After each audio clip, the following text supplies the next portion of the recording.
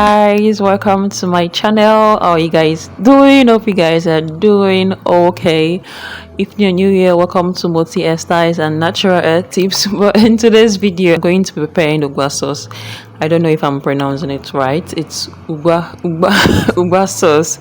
So yeah, stay tuned and learn from me. I don't know if I'm actually perfect, but this is actually my first time of preparing Ugba sauce, and it actually tastes nice.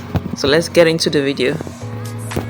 So these are my ingredients. This is my onion, my crayfish. I got the big and the small crayfish, ogiri.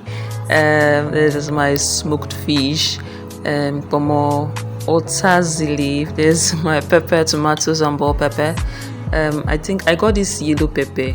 It adds aroma to food. I don't know the name. Then what else? So apparently this is me getting all my ingredients ready. I already sliced my ugba leaf and washed my, what was it called?